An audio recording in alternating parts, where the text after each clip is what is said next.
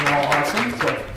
But our next speaker is somebody very special to me because she has become my right-hand person, especially after I lost Dale. I looked at her and said, "You're the new Dale." And so she has been literally my right-hand person getting this whole thing going. Couldn't have done it without you, so appreciate that. Sheryl Green is a motivational speaker, author, and resilience coach. She's an animal rescuing badass and director of communications and cuddling for Hearts Alive Village.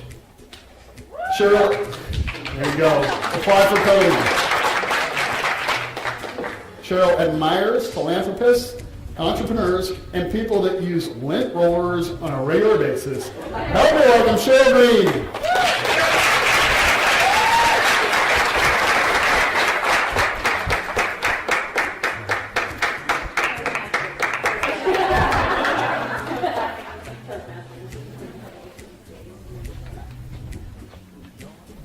In 2010, I typed the end on my second novel. And I pushed the send button on the email to my critique. This book was special. While writers always put a piece of themselves into their characters, this book was a way for me to deal with an extremely painful and degrading experience in my life. The situation was exaggerated. The setting was different. But the main character, Lauren, was all me. I even brought in my best friend at the time as inspiration for Tabitha, Lauren's best friend. I waited eagerly for the emails to come in telling me how amazing this book was and asking me who would play my character in the movie. I was thinking Tina Fey, Anne Hathaway, Pamela Anderson. No, probably not. But those emails never came. Instead, 2 weeks later, I found myself sitting in my living room with my friend Gabe, a cup of green tea in one of his hands, and a stack of notes in the other one. The second he started talking, I got my deer in headlights expression. Sheryl, I'm a little concerned about this manuscript. Took a swig of tea, and I wished we were having this conversation in a bar.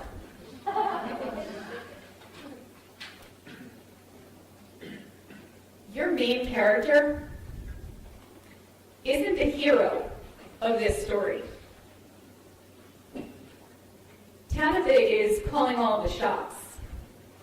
Lauren's just kind of going with the flow.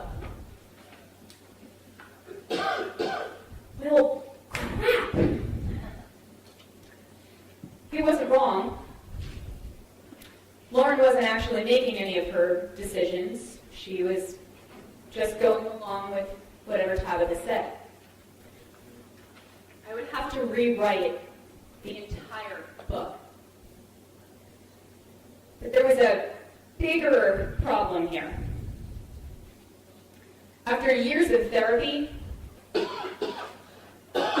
Gabe had nailed my problem in one line. I wasn't the hero of my story. Have you ever stopped and asked yourself, whose life am I living? How did you get on the career path that you're on? How did you choose your significant other? Why do you drive what you drive, wear what you wear, and like what you like? So many of us are living second-hand lives. Are you? What is the secondhand life? There's a couple of different signs or symptoms, such as if you put all of your energy and effort into taking responsibility for someone else, that's a secondhand life. If you don't know if your tastes are actually your tastes, that's a secondhand life.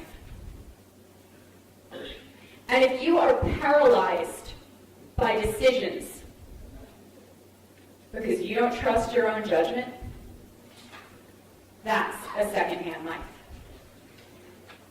Any of that sound familiar? Let's go a little bit deeper. The first symptom that you're actually a secondary character is misplaced responsibility. Do you spend your time rescuing others? Now, I know what you're thinking right now. Didn't her introduction say she was an animal rescuer?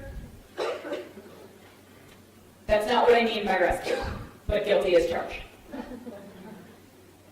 There's a difference between healthy helping and harmful helping, or as they call it in the psychology world, codependency. Melanie Beatty explains this term in her book, Codependent No More.